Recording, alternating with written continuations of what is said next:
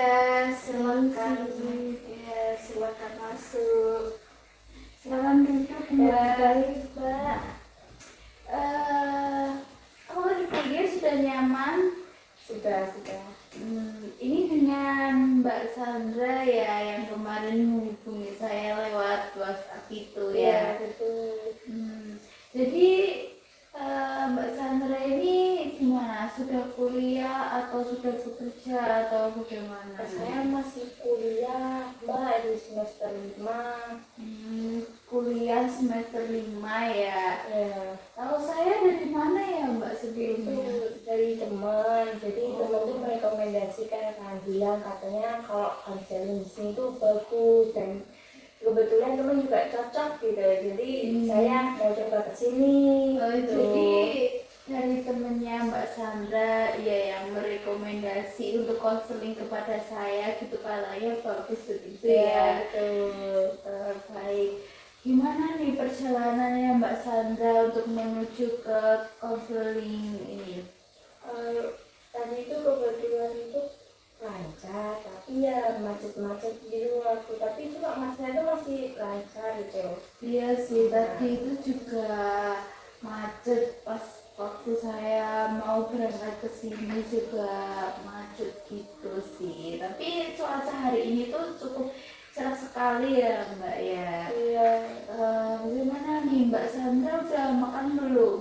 Belum, Mbak, kebetulan tadi langsung ke sini dari rumah. Jadi belum makan ya. Iya. Nanti habis dari sini makan ya Mbak ya. Iya, Mbak. Baik. Oh ya, sebelumnya saya belum berkenalan ya. Perkenalan tadi cuma di WhatsApp itu cuma sekilas saja ya. Jadi perkenalkan, nama saya itu Feni Aindarsari. Jadi Mbak Sandra itu bisa memanggil saya dengan sebutan Ibu, Kak, atau senyamannya Mbak Sandra aja. Kak Fenia atau Bu Fenia begitu ya, Mbak. Iya, Mbak. Iya. Baik. Mbak Sandra ini gimana nih? Kuliahnya lancar apa enggak nih? Lancar, dan kan kebetulan juga lagi UAS dulu, diskusinya juga. Jadi ini aktivitasnya lagi UAS gitu ya? Ya, betul. Iya.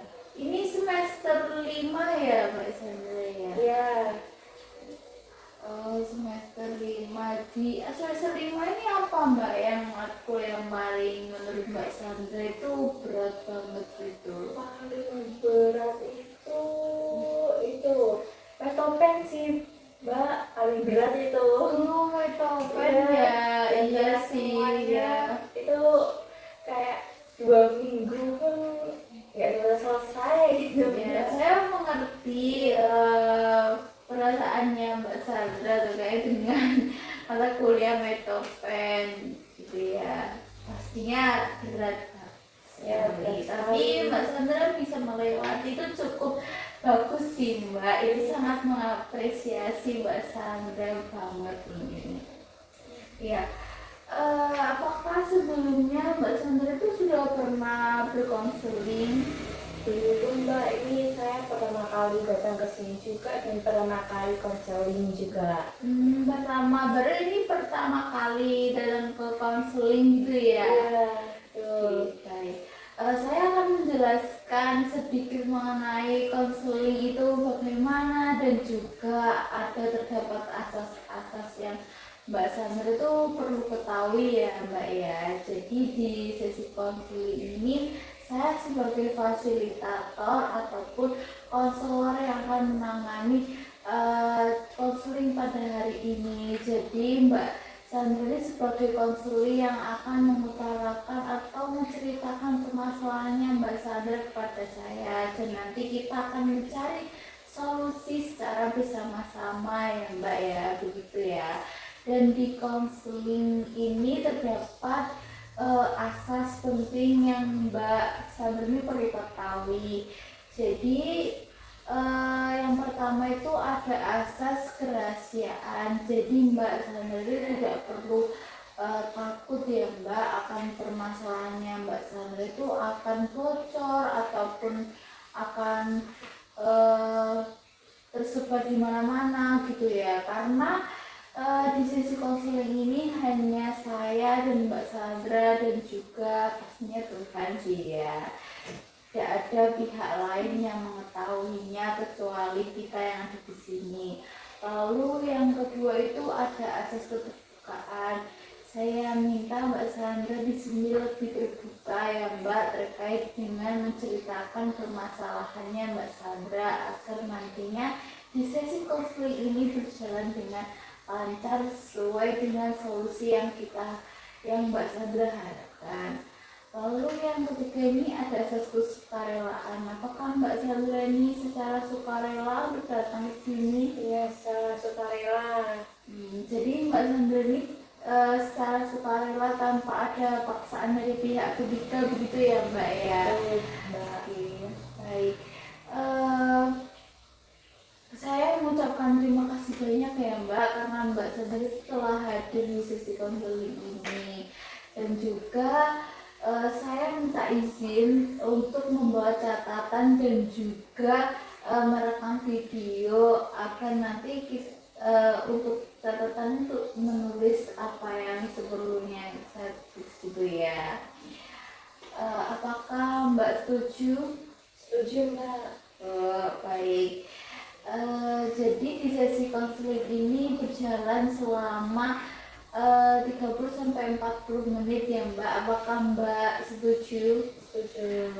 Jika nanti ada lanjutan atau ingin pertemuan selanjutnya, nanti kita akan membahas di sesi akhir konseling pada hari ini ya. Oke, apakah Mbak Sandra setuju? Setuju Mbak. Oke, baik. Karena kan pastinya kan Mbak Sandra kesini untuk datang ke konseling pastinya ada tujuan dan permasalahan ya. Mbak Sandra bisa menceritakan saya ya Mbak, tanpa adanya rasa takut ataupun khawatir ya Mbak ya. Silakan Mbak Sandra itu menceritakan apapun ya. Silakan Mbak. Jadi kan saya bilang ya Mbak, jadi kan ini kan masa-masa UAS. Nah, gimana itu pasti banyak tugas-tugas juga sama UAS yang take home kayak gitu. Nah, kebetulan itu teman saya itu juga kayak sering ngajak main gitu. Jadi bilang gini, jadi mereka bilang kayak udah kita main aja dulu, ntar juga kerjain aja kayak SKS gitu. Kan sebenarnya SKS kan juga nggak baik ya Mbak ya. Karena kan kayak apa ya, kayak bikin stres sendiri juga kan nanti. Jadi kalau bisa lebih apa ya, di agak jauh dari deadline kan lebih bagus kan juga. Saya tuh maunya gitu, jadi biar kalian itu bisa santai gitu. Tapi teman saya itu maunya itu kayak udah di awal kita seneng-seneng, di akhir kita santai. Nah, di akhir itu kita kerjain itu SKS lebih kan. Nah, terus habis itu kemarin itu teman saya itu ngajak kan kayak liburan, pokok main lah gitu. Nah, tapi kan dengan masa kayak gini tuh saya tuh bingung gitu, kayak mau nolak itu juga nggak enak gitu, takut nanti saya dijauhin lah, atau saya dibilang kayak nggak asik juga karena terlalu fokus sama UAS gitu. Atau tapi kalau saya terima ajakan mereka juga ya emang sih kayak ya apa ya, kalau di dalam pikiran saya tuh emang dianggap teman sama solid gitu kan. Tapi nanti tugas saya jadinya itu apa, kayak keteteran juga kan di hati, karena di awal saya senang-senang kali itu. Jadi saya itu bingung gitu, saya harus gimana. Di sisi lain saya takut kehilangan teman, tapi di sisi lain juga saya juga takut kayak apa ya, kayak saya kerjain mepet-mepet juga stres sendiri gitu. Baik, saya mengerti perasaannya Mbak Sandra ya, ketika Mbak Sandra ini merasa kesulitan untuk menolak ajakan teman begitu ya, karena takut jika nanti kalau Mbak Sandra itu menolak ajakan teman, bahkan Mbak Sandra itu akan kehilangan teman tersebut begitu ya, apalagi di masa-masa dengan UAS ini Mbak Sandra itu sebenarnya memikirkan UAS bukan tidak mau diajak main begitu ya Mbak ya. Oke baik, saya berterima kasih karena Mbak Sandra sudah merasa bisa bercerita kepada saya dengan sejujur-jujurnya ya Mbak. Apa yang Mbak Sandra dirasakan itu perlu sekali didengarkan begitu ya. Iya Bu, Mbak. Oke baik, Mbak Sandra, saya di sini mau mengajak Mbak Sandra itu melihat dari sisi yang berbeda ya Mbak ya. Kalau ketakutan itu ketakutan kehilangan teman seperti tadi yang Mbak Sandra katakan, itu bukan dari dirinya Mbak Sandra sendiri, melainkan itu seperti sesuatu yang datang dan mempengaruhi seperti di pikirannya Mbak Sandra ini. Menurutnya Mbak Sandra nih, nama apa yang cocok dengan pikiran tersebut?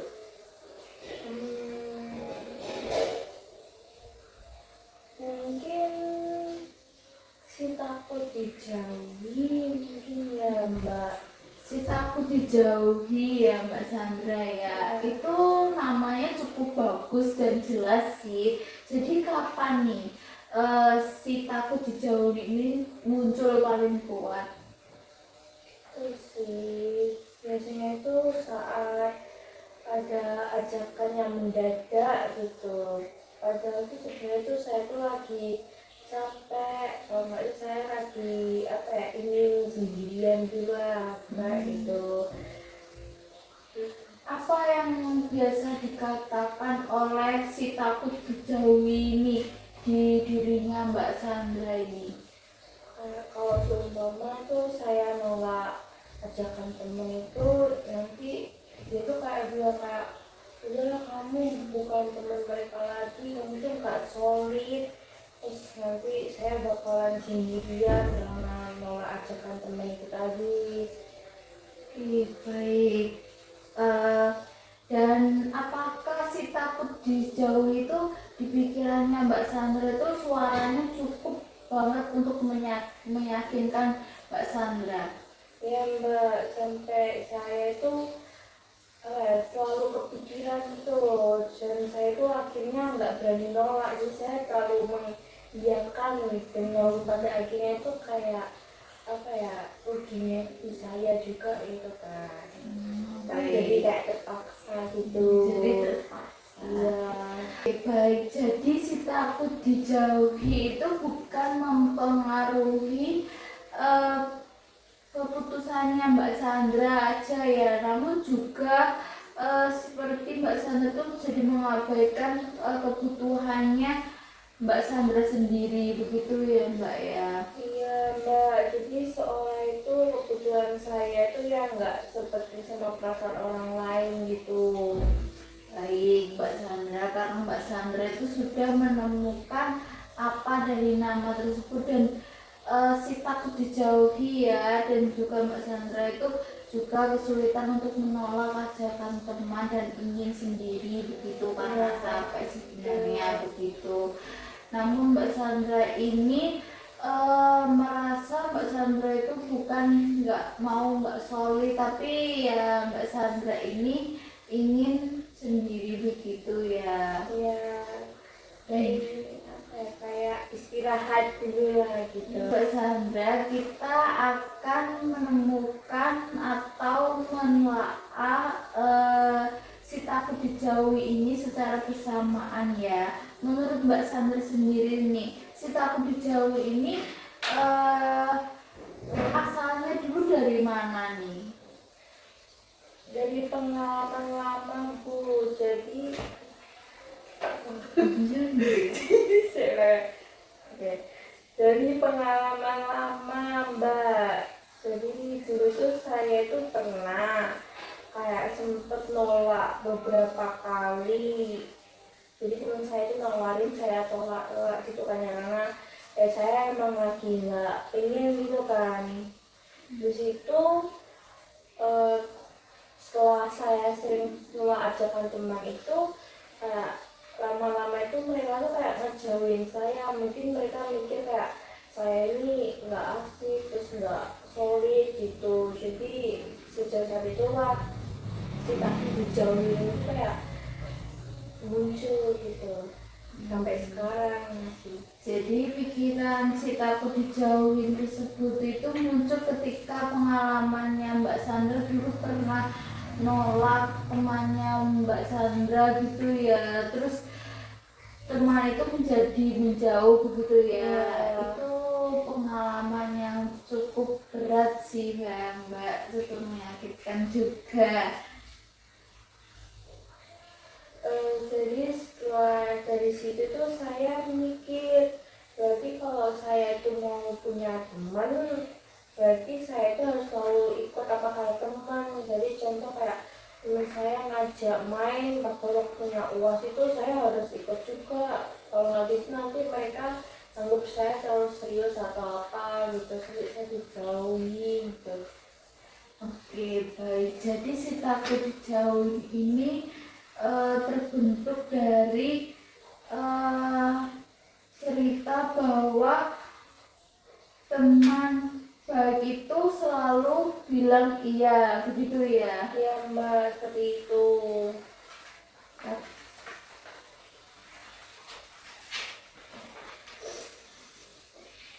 Oke, baik Mbak Sandra. Kalau kita pikirkan secara dengan pelan-pelan ya, apakah menurut Mbak Sandra itu semua orang itu yang menurut ajakan itu pasti kehilangan teman? Sebenarnya sih nggak juga ya Mbak.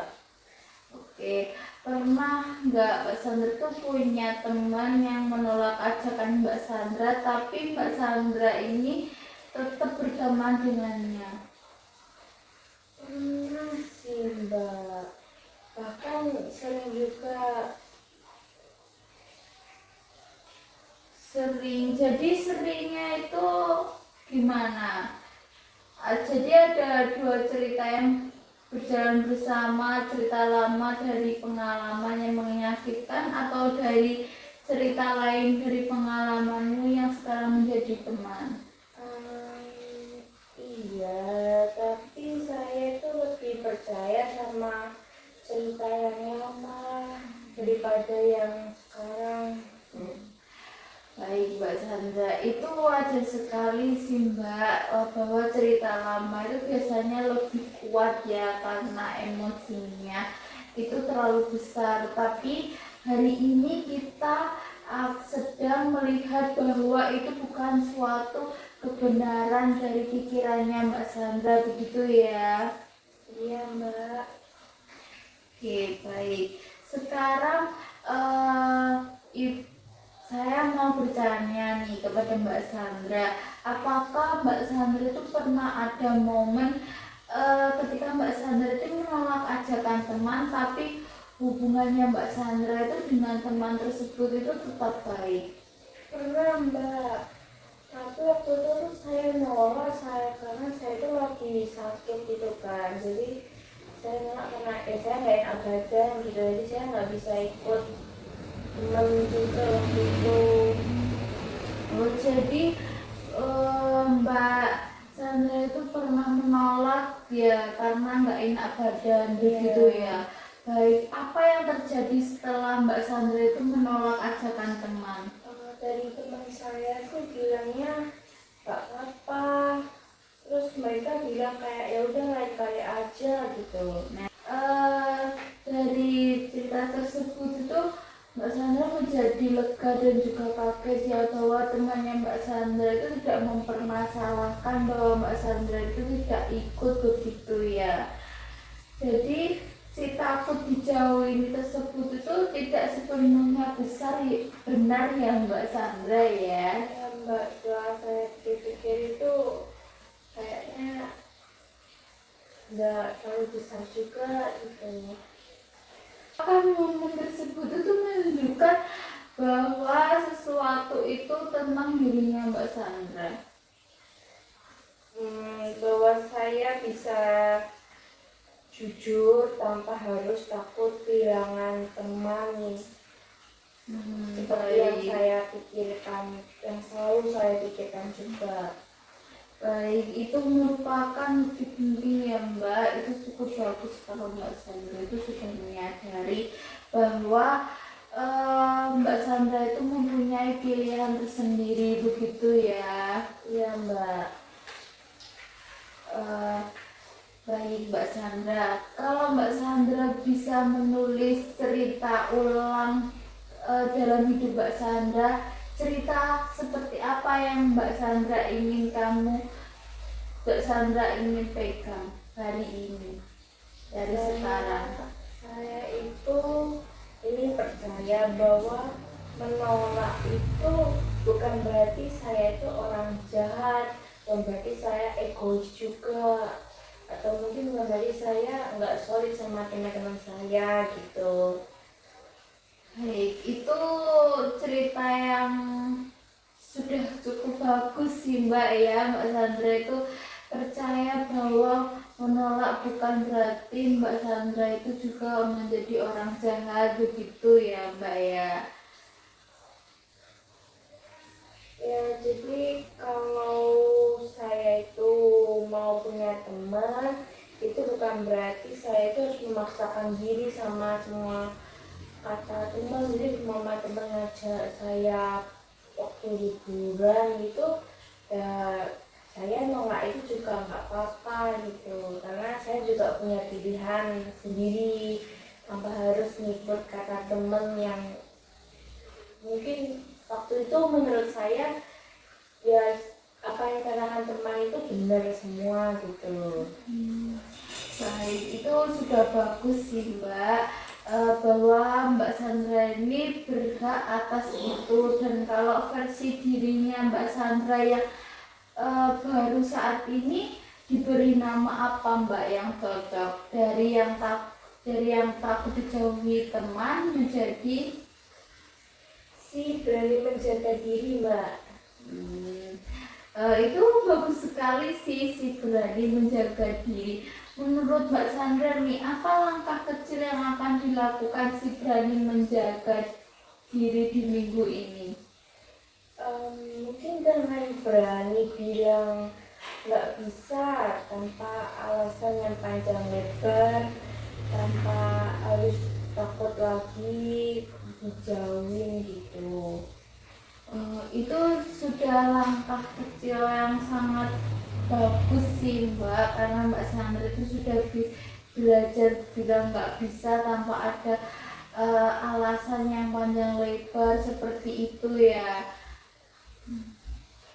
Saya akan mulai pelan-pelan untuk mencoba menolak ajakan teman kalau emang saya itu nggak mau gitu, tanpa saya harus takut kayak saya kan dijauhin juga gitu. Oke, baik. Perubahan itu dimulai dari yang terkecil dulu ya Mbak, tidak usah yang langsung dari perubahan yang besar. Kita mulai dengan langkah-langkah kecil yang Mbak Sandra itu bisa sebutkan. Yang penting Mbak Sandra itu bisa menjadi dirinya Mbak Sandra sendiri dengan secara sadar begitu ya Mbak ya. Oke, baik. Dari cerita yang baru ini, siapa orang dalam hidup Mbak Sandra itu yang mendukung versi baru dari dirinya Mbak Sandra ini? Teman saya juga sih Mbak, jadi teman saya tuh selalu bilang kalau saya itu selalu memaksakan diri. Kan saya juga sering cerita kan ke teman saya kayak saya tuh nggak enak kalau nolak aja kan takut dijauhin gitu. Terus dia tuh selalu nasihatin juga kayak ya udah makanya jangan terlalu maksain diri, kalau emang nggak mau ya tolak aja nggak apa-apa juga daripada nanti kepaksa gitu. Oke, baik.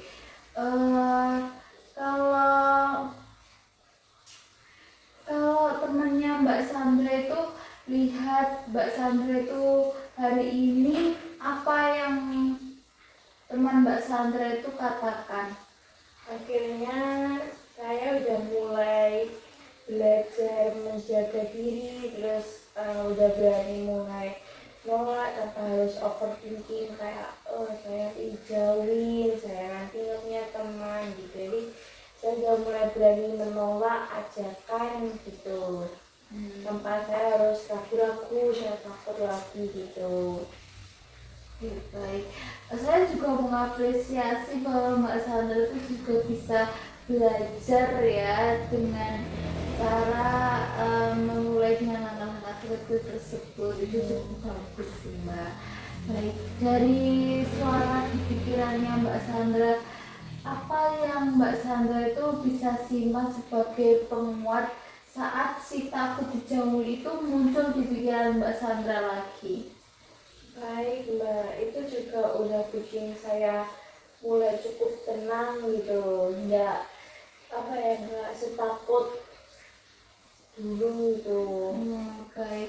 Jadi Mbak Sandra itu bisa mencatat ya setiap kali Mbak Sandra itu berhasil menolak eh, dengan panjang lebar sebagai bukti bahwa ceritanya Mbak Sandra itu sudah berubah dari yang awalnya si takut dijauhi menjadi si berani menjaga diri. Seperti itu ya.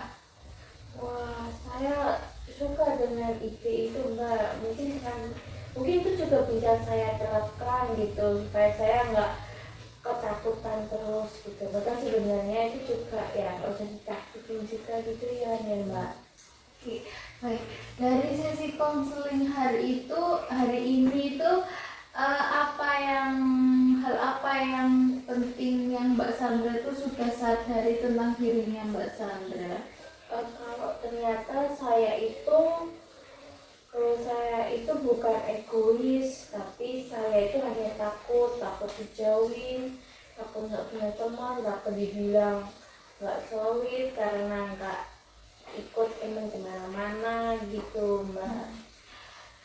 Dan hari ini Mbak Sandra tuh sudah mulai memilih langkah kecil dari ceritanya Mbak Sandra itu menjadi yang lebih diri Mbak Sandra untuk secara adil begitu ya Mbak ya. Iya Mbak, jadi pada hari itu saya juga udah mulai belajar bahwa saya itu harus mulai untuk menghargai diri sendiri, jadi nggak egois juga sama diri sendiri gitu. Baik, Mbak Sandra itu sudah mengambil langkah kecil untuk hari ini ya Mbak. Cerita barunya Mbak Sandra itu layak untuk diperjuangkan begitu ya. Kalau suatu hari nanti itu si takut dijauhin itu datang lagi, ingat ya Mbak Sandra ya bahwa Mbak Sandra itu sudah punya banyak bukti bahwa Mbak Sandra itu tetap bisa dicintai tanpa harus selalu bilang iya begitu ya. Terima kasih Mbak, saya sudah mulai merasa agak lega dan udah mulai merasa kayak udah menemukan solusinya juga gitu. Baik, saya cukup mengapresiasi Sandra karena sudah mulai bisa sadar dan juga menemukan langkah kecil. Baik, dari sesi konseling ini sudah 30 menit ya Mbak, sesuai dengan perjanjian kita di awal. Jika nanti ada sesi konseling selanjutnya, kita akan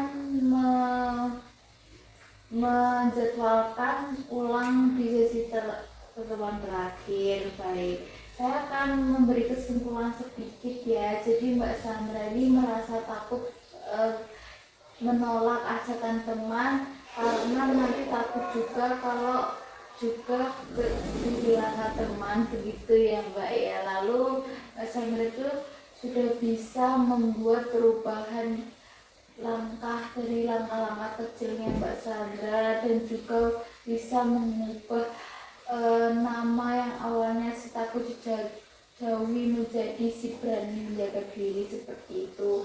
Dan langkah yang kecil yang Mbak Sandra ambil itu Mbak Sandra itu mulai ngomong bahwa Mbak Sandra itu nggak bisa dan juga tidak ngomong dengan alasan yang panjang lebar. Itu sudah bagus sih menurut saya ya Mbak ya. baik. Eh, dengan sesi terakhir ini bagaimana nih Mbak? Apakah Mbak Sandra ingin menjadwalkan lagi atau bagaimana di sesi pertemuan selanjutnya? Mungkin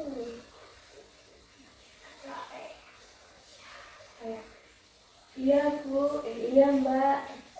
Jadi untuk sesi selanjutnya jamnya sama dan harinya sama seperti itu ya. Nanti saya confirm lagi di WhatsApp gitu ya. Atau Mbak Sandra itu bisa confirm bahwa ingin sesi lanjutan gitu ya. Baik Mbak, terima kasih.